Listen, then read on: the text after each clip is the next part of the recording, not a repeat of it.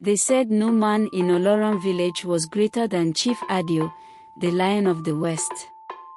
He was a man of wealth, power, and charm. His cocoa farms stretched beyond the hills, his house was as big as a palace, and his voice carried the weight of authority. But what made people whisper about him was not his riches. It was his 6 wives. 6 women, all living under one roof. Each beautiful. Each proud. Each determined to be the one Chief Adio loved most. During the day, the compound rang with laughter, music, and the sound of pounding yam. But at night, when the lamps were dim and the drums quiet, the air turned heavy with whispers, envy, and prayers no God would ever answer. The first wife, Mama Sua, was the eldest and most respected. She had been with Chief Adio since he was a young trader with nothing but dreams. Her hands had built his home, her advice had made his name. The second wife, Mama Dupe, was quiet but cunning. She smiled often but her eyes missed nothing. The third, Mama Rank, was beautiful and quick-tempered, her tongue sharp as pepper. The fourth, Mama Fadik, was soft-spoken and always carried a Bible in her hands. People said she prayed more than she ate. The fifth, Mama Leo, was playful and mischievous, loved by all the servants. And the last wife, the youngest, was Mama Teni, barely 20, with skin like moonlight and a voice that made even birds pause to listen. Chief Adio adored her more than the rest. And that was the seed of everything that went wrong. At first, Mama Sua accepted her husband's new wives with grace. But over the years, the balance in the house shifted. Chief Adio stopped visiting her hut as often. When decisions were made, he began to consult Mama Teni. Her laughter echoed through the compound, and the others sided quietly. Still, they pretended. They ate together, prayed together, even braided each other's hair. But beneath their smiles, poison brewed like palm wine left too long in the sun. Then one morning, the sun rose over Oloran village, and the house was filled with crying. Mama Sua had fallen sick. Her body burned with fever, and her eyes rolled back as she whispered things that made no sense. The shadows, they are calling names, she murmured. They are counting wives. Chief Adio was shaken. He brought healers from far and near. They gave her herbs, bathed her in holy water, and prayed. But the sickness clung to her like smoke. Every night, she screamed in her sleep, clutching her chest, saying, "Keep them away, they are here again." The other wives whispered among themselves. Maybe it's old age. Maybe she offended the gods. Maybe she's being punished for something. But in their hearts, fear grew. Because strange things had started happening in the compound. At midnight, the goats bleated as if they saw something that humans could not. Palm fronds shook though the wind was still. And the youngest daughter of Mama Sua, little Tommy, began to see them, the shadows. Tommy was only 9, a quiet child with big eyes and a heart full of wonder. She loved to play near the mango tree, sing with the housemaids, and sit by her mother's mat to listen to stories. But ever since her mother fell ill, things had changed. At night, she would wake up to whispers, soft voices that seemed to come from the corners of the room. When she turned, she saw them, shapes that moved like smoke, faces she could not fully see. They whispered names. Sometimes, it was her mother's.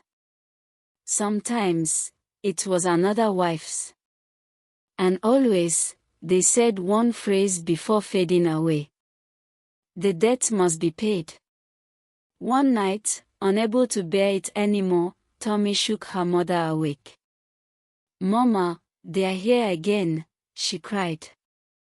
Mama Sua's eyes were wide with fear.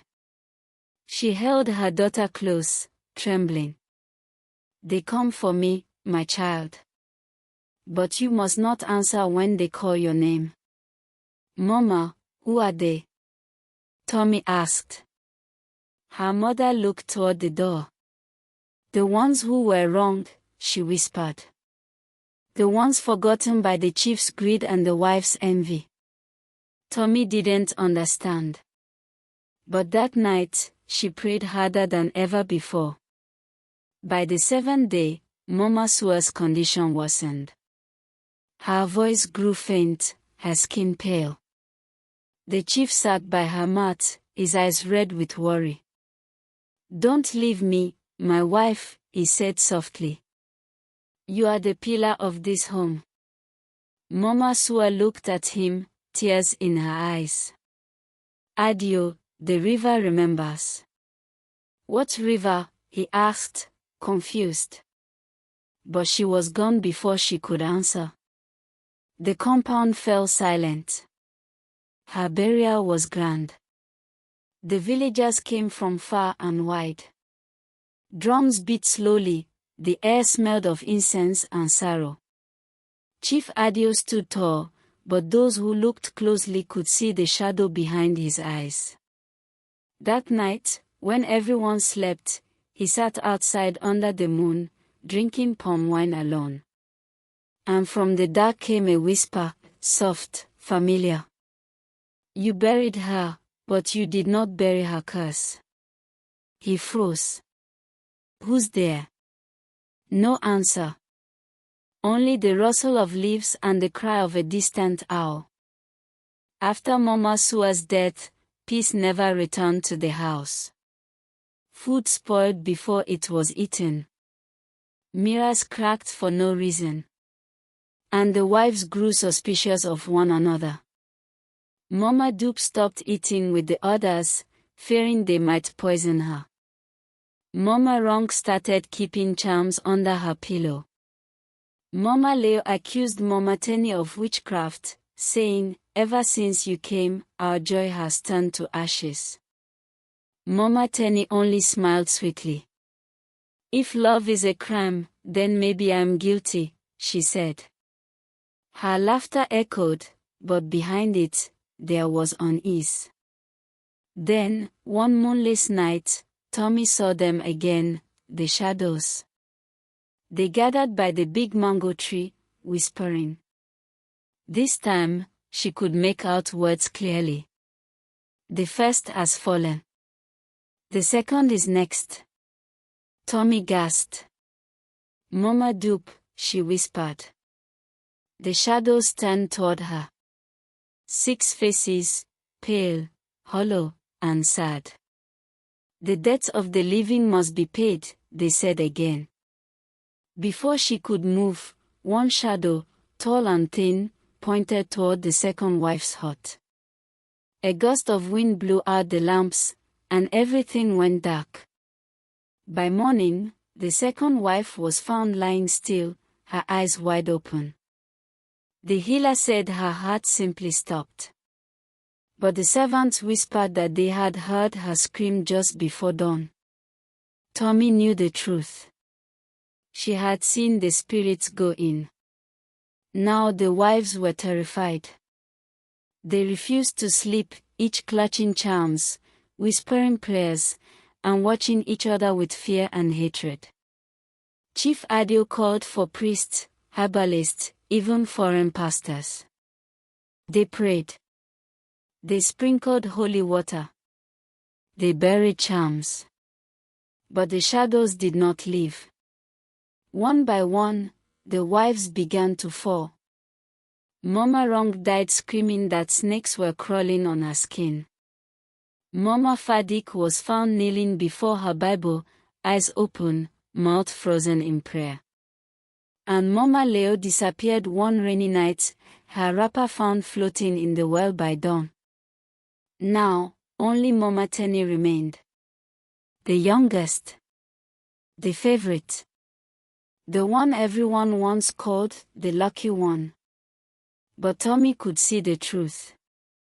The shadows now circled her hut every night.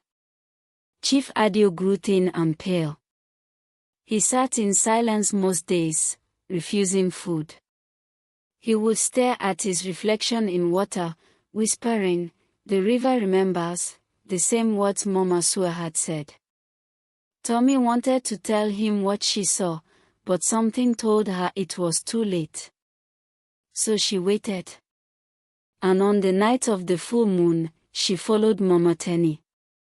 Mama Tenny walked barefoot through the compound, her white wrapper glowing in the moonlight. In her hands was a small bowl covered with cloth.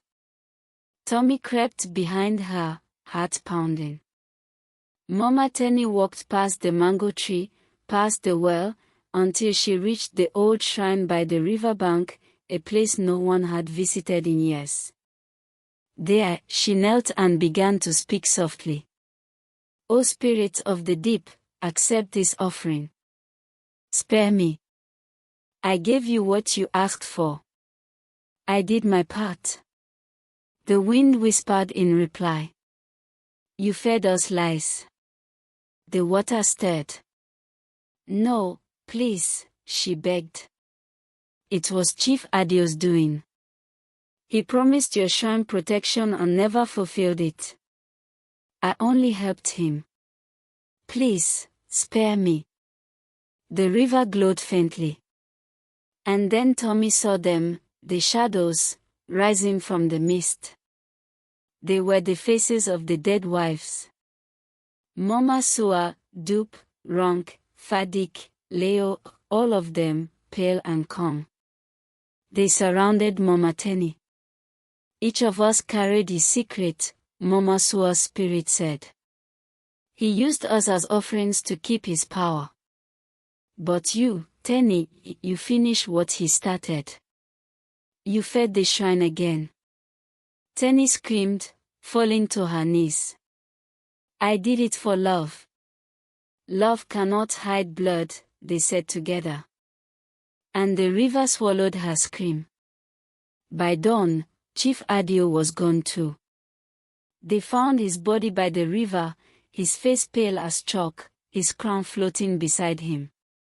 The villagers buried him beside his wives. No one built another house near that river again. As for Tommy, she grew up quietly, never speaking much of what she saw. But sometimes, when the moon was full, she sat by the mango tree and whispered, "The river remembers." The evil done in secret always finds its way to the light. The lies of love and power may last for a season, but the river of truth never forgets. Please let us know where you are watching from, leave a comment below, we love to hear from you. Please like the video and share with your family and friends. Please also subscribe to this channel so we can bring more videos to you. Thanks for being part of us.